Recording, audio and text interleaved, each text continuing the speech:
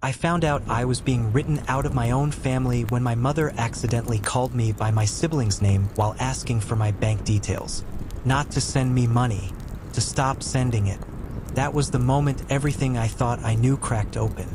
For years, I had been the reliable one, the one who answered calls, the one who showed up, the one who sent money without being asked, who rearranged work schedules, who postponed my own plans because family comes first. I believed that. I lived by it. So when my parents started needing more help, bills stacking up, health scares, constant stress, I stepped in automatically. I didn't keep score. I didn't demand praise. I just did what needed to be done. My sibling lived a comfortable life. Better job, more freedom, fewer responsibilities. They visited occasionally, brought gifts, stayed just long enough to look involved. I stayed for the hard parts. Late-night hospital runs, awkward doctor conversations, sitting at the kitchen table pretending everything was fine while silently calculating how much I could send without wrecking my own finances. And for a long time, I thought it mattered. I thought sacrifice counted.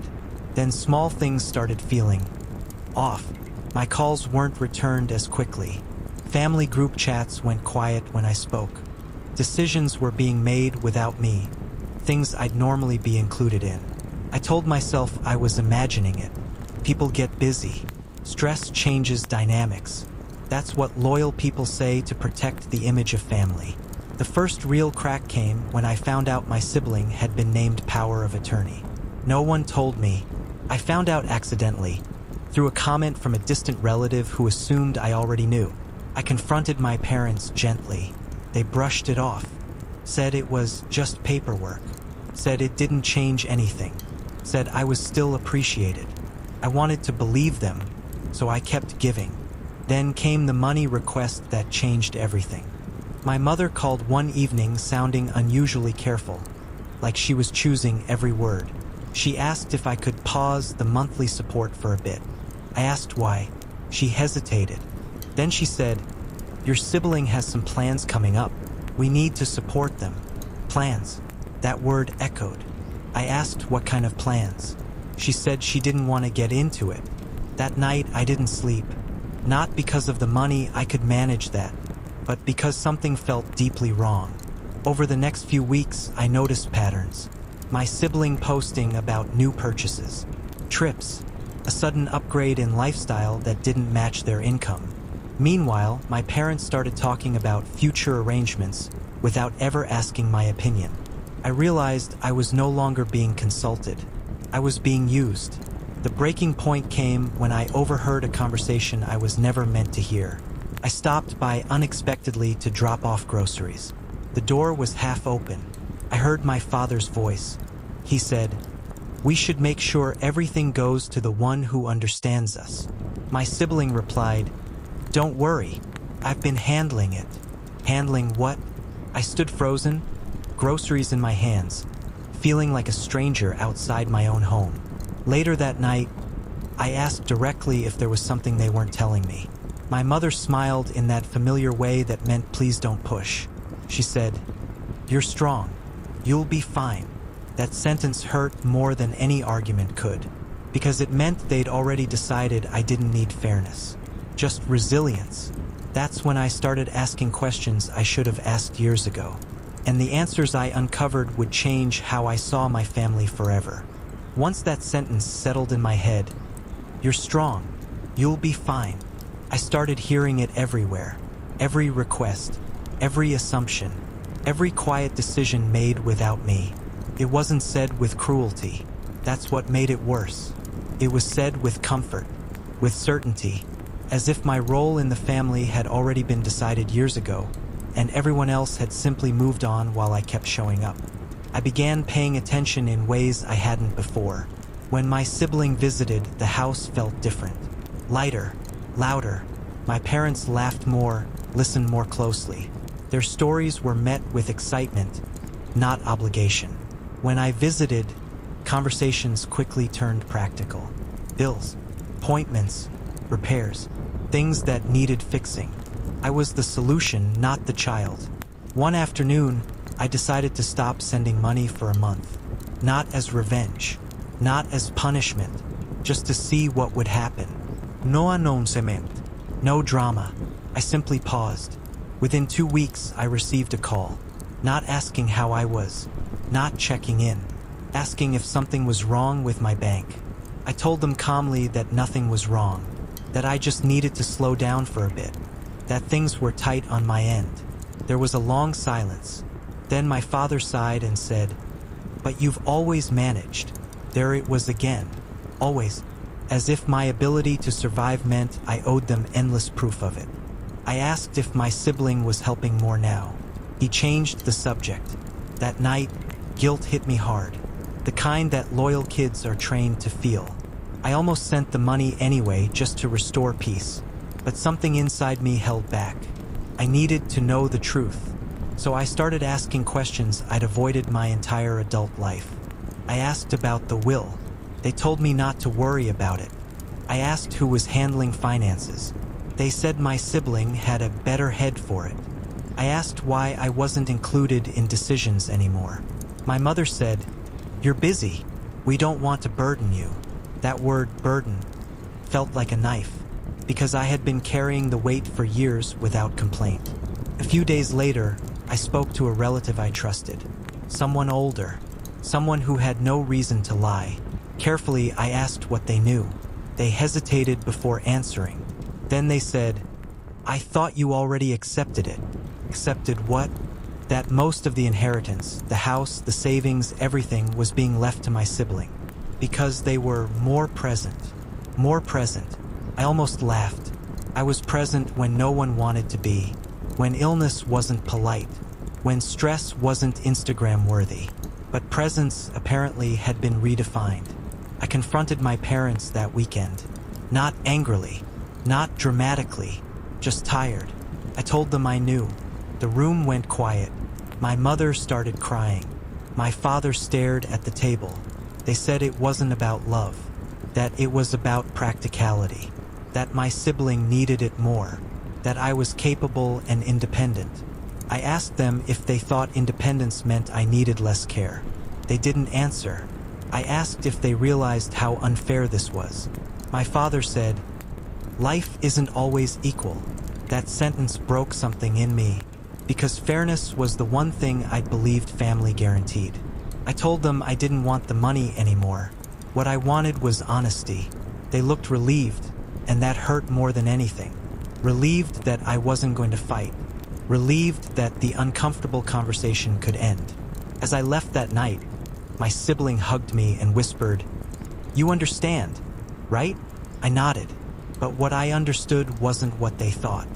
I understood that love in my family came with conditions, and mine had always been resilience. That realization stayed with me long after I drove away, and it forced me to make a decision I never thought I'd have to make. One that would permanently change my place in the family. After that night, something inside me went quiet. Not angry, not dramatic, just done. I didn't cut anyone off immediately. That would have been easier, cleaner, but real life isn't like that. Real life is slow, awkward, and full of moments where you're expected to pretend nothing changed. So I pulled back quietly. I stopped initiating calls, stopped checking in every few days, stopped rearranging my life around emergencies that somehow always landed on my shoulders. And the strangest thing happened. No one noticed. Days passed, then weeks. No one asked if I was okay. No one wondered why I was quieter. No one seemed confused by my absence. That hurt more than any argument ever could, because it confirmed what I had feared all along. I wasn't missed. I was relied on. The first real test came when my father ended up in the hospital again. Nothing life-threatening, but serious enough to cause panic. I found out from a cousin, not from my parents, not from my sibling. I drove there anyway. Old habits die hard. When I walked into the room, my mother looked relieved. Not emotional, not happy, relieved, like backup had arrived. She immediately started listing things that needed to be done. Papers, calls, arrangements. I listened quietly, then said something I had never said before. I can't handle this right now. The room froze. My sibling looked at me like I'd spoken another language. My mother asked what I meant. I said I loved them, but I couldn't be the default anymore. That I needed space. That I needed time to figure out where I fit, if I fit at all. She started crying. Not because she understood, but because the system they depended on was breaking. My sibling got frustrated. Said this wasn't the time. Said family steps up. I looked at them and asked, calmly, "Then why didn't you call me?" They didn't answer. That silence said everything. I left the hospital feeling like the worst person in the world, but also lighter. Over the next few months, boundaries slowly replaced guilt. I didn't explain myself anymore. I didn't justify my choices. I didn't rush to fill gaps other people refused to step into. First, there was tension. Passive-aggressive comments. "We don't see you much. You've changed. You used to care more." I wanted to scream that I cared too much for too long, but instead I stayed quiet, because I finally understood something important. People who benefit from your sacrifice will always call your boundaries selfish. Eventually, the dynamic shifted. My siblings started handling things, really handling them, not just the visible parts. The stress showed.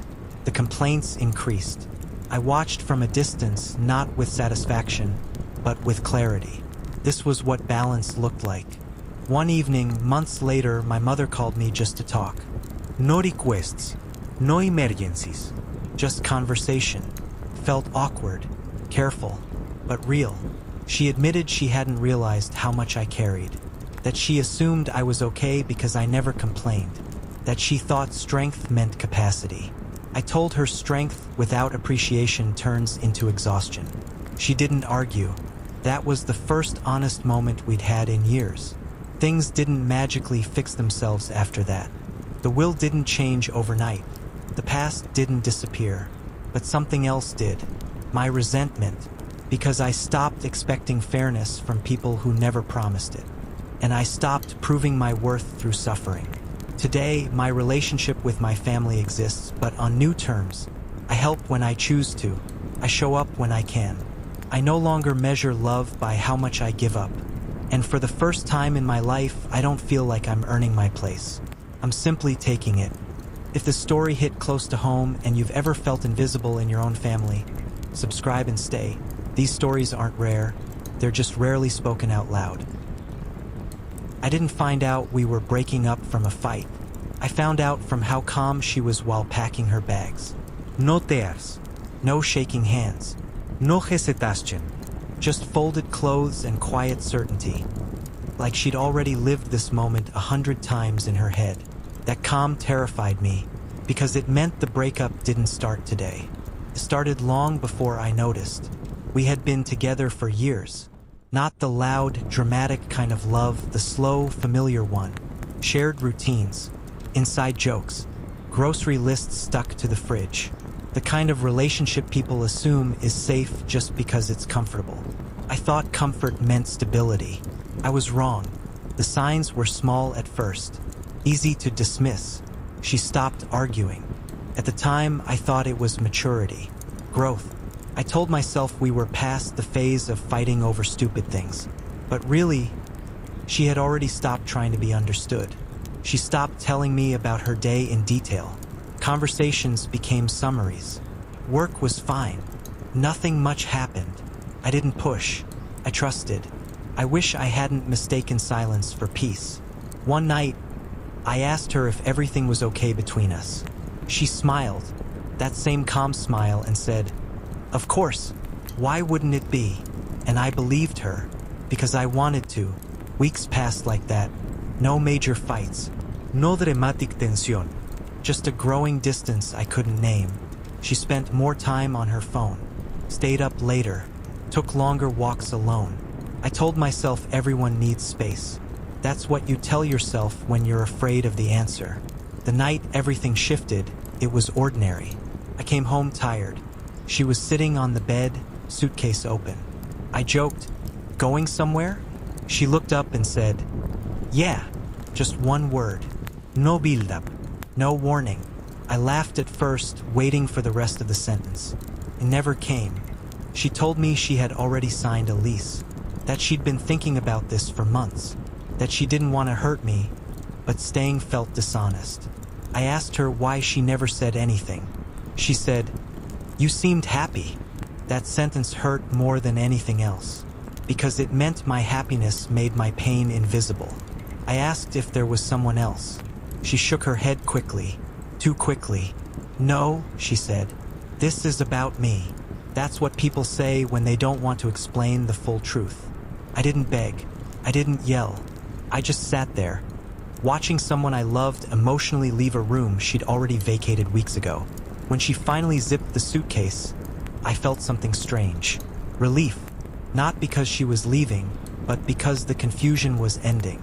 After she walked out, the apartment felt unnaturally quiet, like the sound had been drained out of it. I sat on the floor for a long time, replaying every moment I'd ignored. Every time I chose comfort over curiosity. Every time I told myself, it's fine. That night, I realized something painful. Breakups don't always come with explosions. Sometimes they come with politeness. And those are the ones that hurt the longest. Because you don't know exactly when you lost them, only that by the time you noticed it was already over. The morning after she left, I woke up and reached for my phone without thinking. No message. That shouldn't have surprised me. She had literally walked out of my life the night before, but my body hadn't caught up with reality yet. Muscle memory is cruel like that. Keeps reaching for things that no longer exist. The apartment felt wrong. Too clean. Too quiet. Like a hotel room after checkout. Her mug was still in the sink. One shoe by the door. A hair tie on the bedside table. Proof that she had lived here. Proof that she chose not to anymore. I kept replaying her words in my head. I've been thinking about this for months. Months. While I was planning weekends. While I was talking about the future. While I was assuming we still meant something solid. I wondered how many conversations we'd had where she already knew she was leaving. How many times she looked at me and felt like a guest in her own life. That thought made me feel sick. Friends reached out when they heard. The usual things. "I'm so sorry. You'll be okay." At least it was honest. Honest. That word bothered me. Because honesty would have been telling me when it started hurting. Honesty would have been letting me fight for us before the decision was final. Instead, I was given a conclusion without the story. I tried to distract myself. Work, gym, late night drives with music turned too loud. Nothing stuck. Everywhere I went, I saw pieces of her. A cafe we used to visit. A song she loved. A jacket I still hadn't moved from the chair. Night, it was worse. The bed felt massive. Cold on one side. I'd wake up at 3 a.m. with a sudden, stupid urge to tell her something meaningless. A random thought, a joke, something that didn't matter, just to feel normal again. That's when the loneliness hit hardest. Not the dramatic kind, the quiet, embarrassing kind. A week after she left, I finally asked the question I'd been avoiding. I texted her. I asked if there really wasn't anyone else. She took hours to reply. Then she said, "It's complicated." That was the moment I knew. Complicated is what people say when the truth will hurt more than the lie. I didn't ask for details.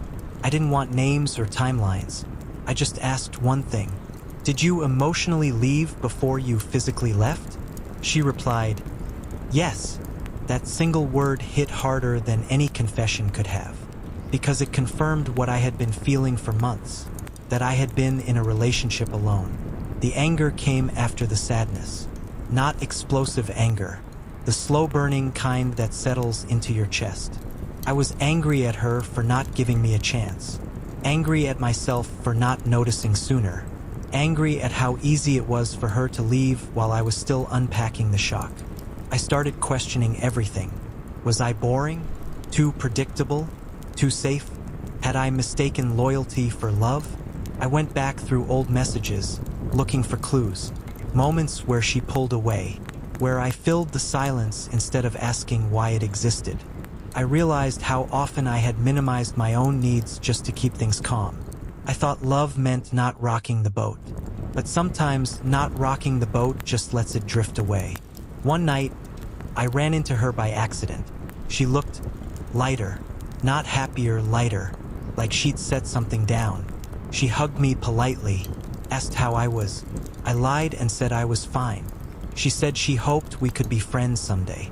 I smiled and nodded, knowing I didn't mean it. Friends don't leave without warning. Friends don't quietly decide you're ending alone. When I got home that night, I finally let myself grieve properly. Not just the relationship, but the version of myself that believed love was something that couldn't disappear quietly. I realized that the most painful part wasn't being left. It was being left without being fought for. And that understanding would change how I loved and trusted forever. After that night, I stopped pretending I was okay. Not to others, I had already mastered the art of lying convincingly, but to myself. I stopped saying things like, "It's for the best," and "everything happens for a reason." Those phrases are just emotional duct tape. They hold things together long enough to avoid actually feeling the damage. So I let it hurt. I let mornings feel heavy. I let silence sit without filling it. I let memories come without immediately pushing them away. And that's when I realized how deep the loss actually went. I wasn't just grieving her. I was grieving the future I had assumed was guaranteed. The trips we talked about but never booked. The inside jokes no one else would understand. The version of myself that existed only when I was with her. That version disappeared the moment she walked out the door. People don't talk enough about how breakups fracture identity. One day you're someone's partner. The next you're just you. Same body, same name, completely different meaning. I started avoiding places that reminded me of us. Then I realized that meant avoiding half the city. So instead, I forced myself to go anyway. I sat alone at our cafe, ordered the same drink, didn't check my phone. It hurt, but it also felt honest. Little by little, the memories lost their sharp edges. They still existed, but they no longer cut every time I touched them. Weeks turned into months.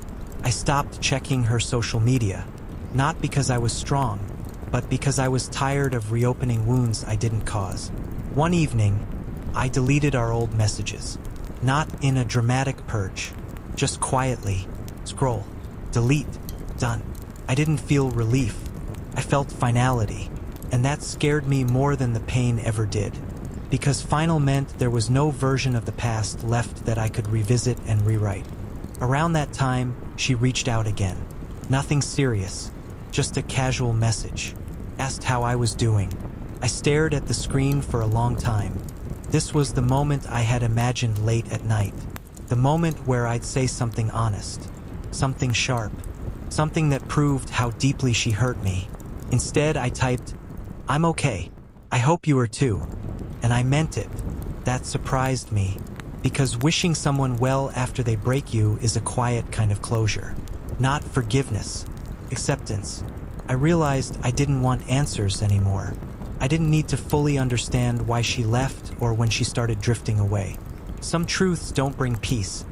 They just add detail to the pain. What mattered was this. I survived something I thought would destroy me.